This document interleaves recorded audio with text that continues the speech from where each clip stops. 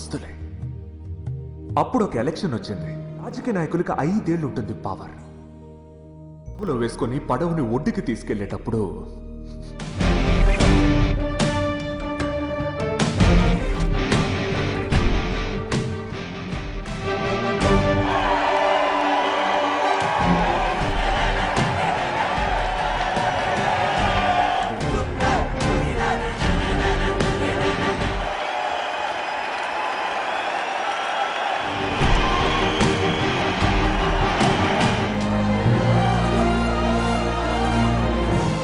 Assalamualaikum warahmatullahi wabarakatuh. Halo, apa kabar? Mudah-mudahan kalian sehat-sehat semua ya. Dan pastinya lancar terus rezekinya. Amin. Balik lagi nih bareng SLMT TV. Pada kesempatan kali ini SLMT TV mau bawain alur cerita film untuk menemani santai teman-teman sekalian. Nah, untuk alur cerita film kali ini berjudul Sarkar. Sarkar adalah film aksi politik berbahasa Tamil India dan dirilis pada tahun 2018 yang dimana ditulis dan disutradarai oleh R. Murugados dan diproduksi oleh Kalaniti Maran di bawah bendera Sun Pictures. Dialog itu ditulis bersama oleh Murugados dan B. Jegamohan dan dibintangi oleh Joseph Vijay atau kita kenal dengan Vijay Kumar. Nah, dalam film ini juga kita akan ketahui bahwa begitu banyak intrik-intrik politik yang akan kita saksikan. Nah, nggak perlu banyak basa-basi lagi, langsung aja ke alur ceritanya.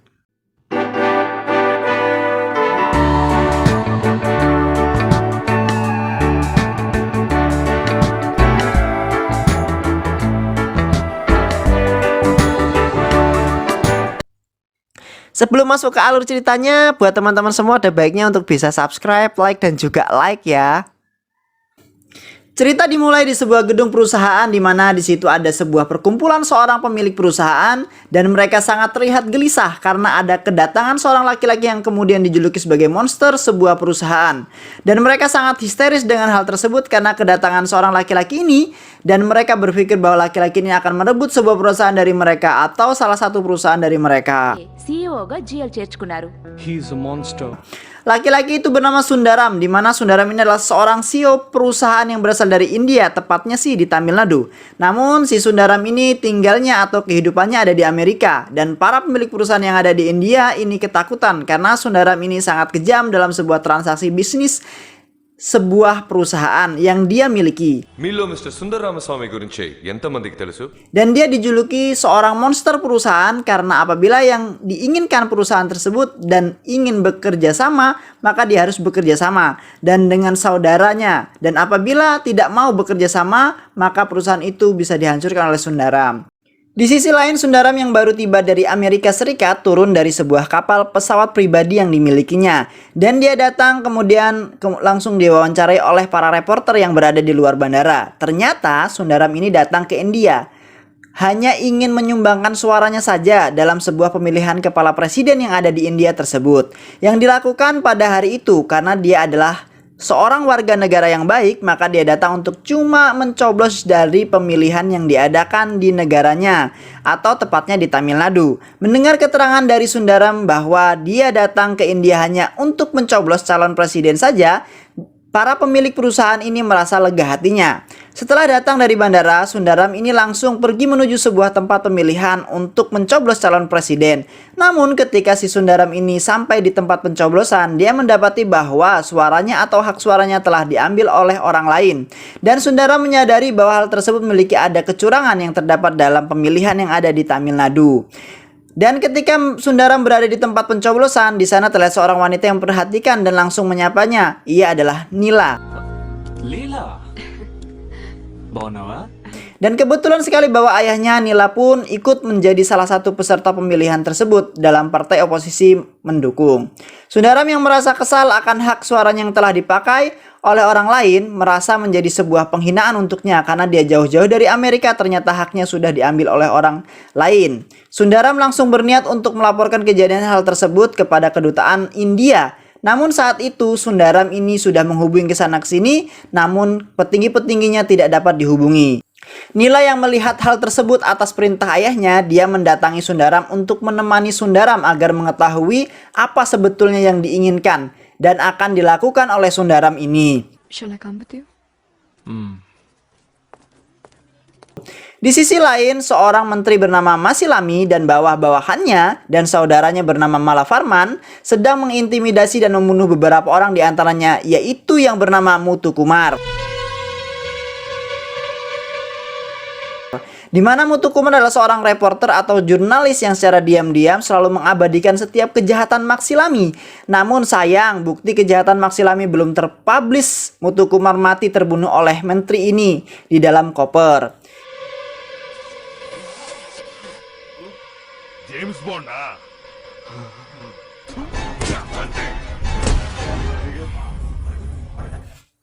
Di esok harinya, Sundar mengajukan keluhannya di sebuah pengadilan di mana dia ditemani oleh seorang pengacara terkenal bernama James Malami. Dan untuk memahami segalanya, Sundar telah mempelajari hukum pemilu di Undang-Undang Pasal 49P yang isi dari undang-undang tersebut menyatakan apabila ada seorang menggunakan suaranya dengan ilegal, maka tidak sah sampai suara orang yang asli menggunakannya. Rule number 1. Now voters ID ni ఎవ్వరు check Indian election లా 49P ప్రకారం. Namun awalnya banyak yang menentang hal yang Sundar perjuangkan. Namun keputusan hakim berpihak pada Sundar atau kepada pasal 49P ini. Dan pemilu pun akan diulang setelah 15 hari ke depan. Dan keputusannya akan diambil setelah pemilu beberapa hari ke depan. Sundar merasa senang akan keputusan yang hakim ambil. Akan perjuangan ini, masyarakat menyambut dengan senang akan hal ini.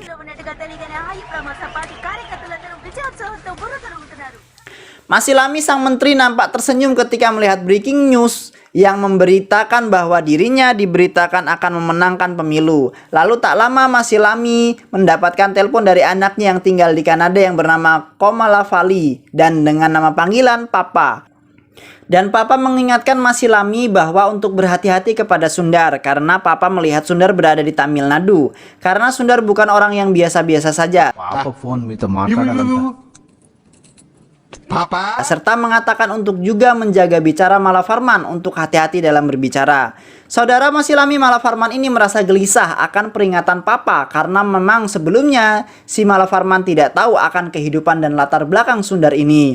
Sundar menghadiri pertemuan pers dan di sana Sundar dilontarkan pertanyaan, apakah kau tidak malu mempermasalahkan satu suara yang dicuri oleh orang lain?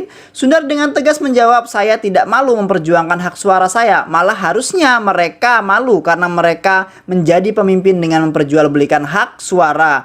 Dan Sundar juga berbicara apabila ada orang yang hak suaranya dicuri dan diam saja maka sebetulnya dia tidak memiliki otak. Orang-orang di pers merasa kesal akan ucapan Sundar dan perkataan Sundar yang ditayangkan di televisi ini pun benar apa adanya. Benar saja ternyata banyak dari masyarakat yang hak suaranya dicuri lalu mereka berbondong-bondong menuju ke pengadilan untuk memperjuangkan hak suara mereka. Dan ternyata hampir ratusan ribu yang hak suara mereka dicuri dengan tanpa sepengetahuan yang memiliki hak suara tersebut. Dengan permasalahan ini Malavarman sangat kesal dan memerintahkan bandit-banditnya untuk menghajar bahkan membunuh Sundar. Namun nampaknya Sundar sebagai lakon utama film kita kali ini sangat lihai membuat anak buah dari Malavarman kalah total.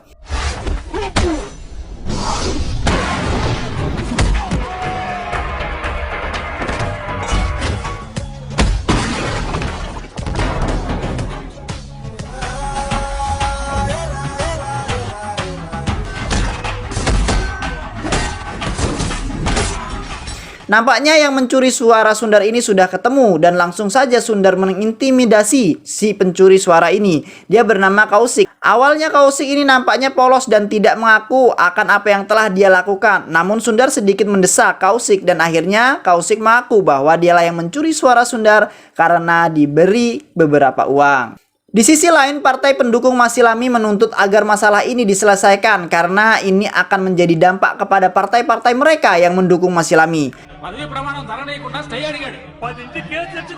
Masilami sekarang terlihat resah memikirkan apa yang harus dia lakukan. Sekarang karena pelantikannya menjadi ketua menteri Tamil Nadu akan dilambungkan bersamaan dengan sidang putusan pemilihan ulang.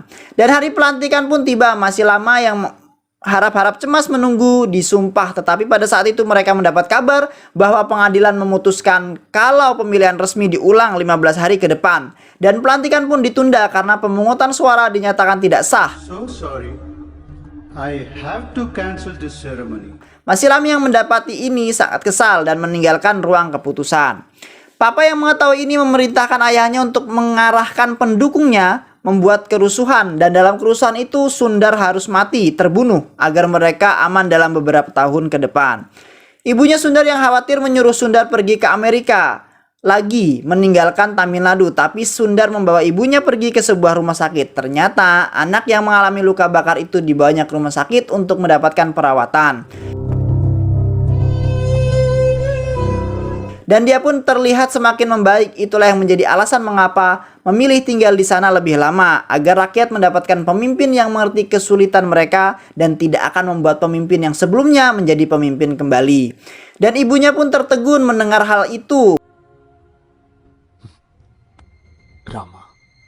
Kerusuhan pun terjadi. Sundar dicari-cari oleh anak buah Masilami. Tapi dengan keberaniannya Sundar malah mendatangi markas partai Masilami.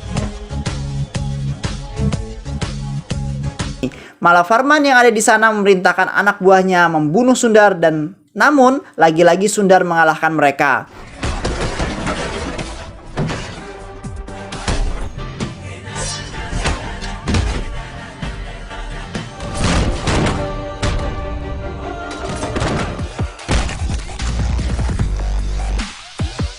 Sundar mendapatkan panggilan dari yang mengancam akan menunjukkan arti kata politik yang sesungguhnya kepada Sundar, dan akhirnya Sundar memutuskan untuk mencalonkan diri menjadi pemimpin di Tamil Nadu.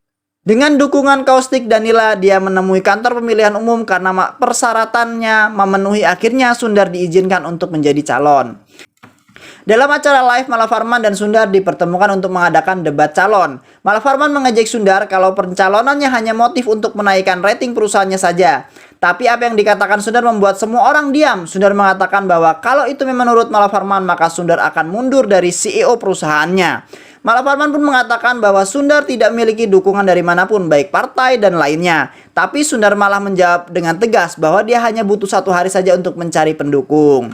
Hal ini membuat Malavarman geram dan mengatakan bahwa pendukung Masilami marah, khususnya di desa atau di daerah Ayodakufan. Nampaknya benar-benar Sundar mau membuat Malavarman kesal bahwa dia akan mendatangi tempat tersebut pertama kali. Sundar datang ke daerah Ayodakufan ditemani oleh Kausik. Nampaknya sambutan mereka kurang baik dan menyepelekan mana mungkin pria kaya seperti Sundar bisa memimpin. Namun Sundar yang berada di sana berbicara dengan lantang dan menceritakan masa lalunya, bahwa dia dulu anak seorang nelayan dan mengalami dan menderita hal yang sama seperti mereka. Dan Sundar mengajak mereka untuk berjuang bersama dengan Sundar untuk tidak diperbudak oleh pemerintah, dan akhirnya dukungan pun didapatkannya. Dia mengajak masyarakat di sana mengajukan keluhan mereka kepada pemimpinnya. Sundar dan pendukungnya mendatangi tempat Masilami yang sedang mengadakan acara dengan partai oposisi setelah Sundar menekan Masilami dengan sikap bungkamnya terkait isu yang dikeluhkan masyarakat. Masilami memerintahkan polisi secara brutal memukuli Sundar dan pendukungnya, wanita, kakek, nenek, pemuda-pemudi, bahkan anak-anak di sana semuanya kena kebrutalan polisi.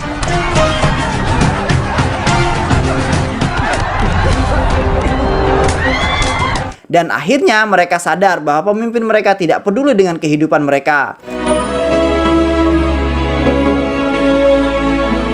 Karena adanya kejadian itu yang hanya memiliki dukungan sebesar 4%, sekarang meningkat menjadi 52%. Mendengar berita itu akhirnya memutuskan untuk bersaing di 234 TPS. Masyarakat yang mendukungnya merelakan tempat untuk dijadikan posko pemenangan Sundar, membagikan video di saluran Facebook dan meminta agar masyarakat di setiap daerah milih perwakilan yang mereka percayai dan mampu untuk mengerti keluhan apa saja yang di daerahnya dan siap memajukan daerahnya tersebut. Satu persatu mereka dipilih oleh warganya masing-masing. Suatu hari Sundar didatangi oleh seorang pria yang mengaku bahwa temannya selama 10 hari ini menghilang. Orang yang hilang itu adalah Muthukumar, di mana Muthukumar adalah orang yang telah dibunuh di dalam koper oleh Masilami. Dan pria ini berkata dia sudah melaporkan ke polisi tentang kasus hilangnya Muthukumar, tapi polisi seakan-akan tidak menggubris dengan kasus ini. Tapi ketika pria ini ke rumah Muthukumar, dia menemukan harddisk dan menyerahkan kepada Sundar. Dan ketika dilihat ternyata isi video adalah kejahatan-kejahatan yang dilakukan oleh Menteri Menteri masih Lami, bukti video di mana orang-orang yang berusaha mengungkap korupsi masih Lami dibunuh secara misterius. Dan Sundar pun berencana untuk mengungkapnya ke media di waktu yang tepat. Mendengar posisi ayahnya semakin terancam, Papa datang ke India merencanakan sesuatu untuk memenangkan kembali dukungan rakyat. Dia memutuskan untuk merusak reputasi Sundar dan menjebaknya sebagai orang yang korup dan haus kekuasaan. Papa mengatur kecelakaan mobil dan menjebak Sundar untuk itu.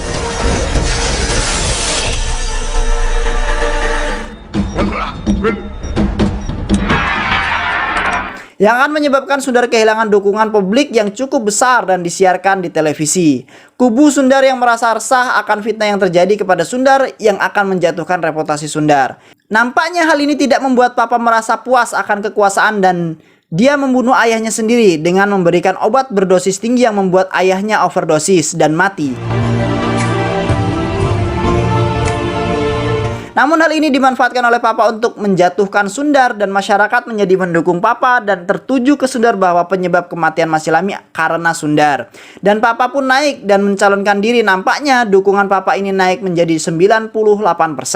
Dengan angkuhnya Papa datang ke posko pemenangan Sundar dan mengancam kalau Papa menang dalam pemilihan nanti dia akan mengeksekusi semua orang yang mendukung termasuk pemuda-pemuda yang berada di belakang Sundar. Tapi Sundar menanggapinya dengan tenang dan hari pemilihan pun tiba. 15% orang sudah memberikan hak suaranya. Di berita televisi bersiar kabar bahwa Muthukumar tadi pagi menuliskan di Twitternya kalau Sundar dalang dibalik ini semua. Dalam cuitan Twitternya itu mengungkapkan kalau Sundar orang yang korup dan banyak kejahatan-kejahatan lainnya yang akan diungkap. Dia juga menuliskan kalau calon menteri Komalafali atau Papa ini orang yang sangat bijaksana, tak mau mengungkapkan sebelum pemilu berakhir. Cuitan Twitter itu terdengar kepada Papa dan Malafarman yang padahal tahu kalau sudah tewas belasan hari yang lalu. Tapi Papa terlihat tenang dan masyarakat pun semakin memuji-muji Papa. Padahal itu ditulis sendiri oleh Sundar, merencanakan sesuatu dengan menjatuhkan namanya sendiri untuk menjebak Papa. Setelah itu di Twitter Muthukumar mencuit tentang lokasi tempat uang dari hasil korupsi di suatu tempat dan ketika dicek terdapat kontainer yang berisi penuh dengan uang. Masyarakat di sana tercengang melihatnya dan dengan adanya berita itu Papa terpancing untuk menanggapi berita tersebut bahwa padahal kalau dia sudah berbicara tadi pagi dengan Muthukumar agar jangan melaporkan dulu kejahatan Sundar, biarlah polisi nanti yang akan menghukum Sundar. Itulah kata-kata Papa di hadapan media agar dia terlihat bijaksana. Tapi kata-kata itulah justru akan membuat Papa jatuh. Dan cuitan Twitter Muthukumar yang ketiga kalinya dia menuliskan bahwa masih ada uang Sundar di dalam tanah. Dan ketika tanah itu digali, uang itu tidak ada, hanya ada mayat di dalam koper yang sudah membusuk. Dan ketika identitasnya dicek, itu adalah Muthukumar. Masyarakat yang menyaksikan merasa aneh mengapa dalam pernyataan Komalafali tadi pagi itu bertemu Muthukumar. Tapi nyatanya sudah tewas membusuk dan akhirnya Sundar membuat tayangan video live di mana dia mengaku bahwa membuat tulisan di Twitter Muthukumar itu adalah dirinya. Karena dia tahu sudah tewas belasan hari yang lalu karena ulah masih Lami. Dan Sundar pun menyatakan ia punya buktinya. Dia pun mengatakan akan segera melengkapkan kematian mantan ketua menteri Masih Lami yang sesungguhnya akan diungkapkan langsung oleh istrinya Masih Lami. Menyaksikan itu, Papa terlihat gelisah dan mencari ibunya. Dia mendapat kabar kalau ibunya pergi ke pemakaman Papa, bergegas ke sana mencari ibunya. Tapi dia tak menemukan ibunya di sana. Akhirnya Sundar datang dengan membawa ibu Papa di mobil. Tapi tiba-tiba sebuah mobil menabrak mobil Sundar yang di dalamnya ada ibu Papa. Namun Sundar berhasil menyelamatkan ibu Papa. Sundar yang berada di situ dikepung oleh anak buah Papa. Melihat hal tersebut, Papa kemudian meninggalkan tempat tersebut. Namun dengan cekatan Sundar mengalahkan semua anak buah Papa.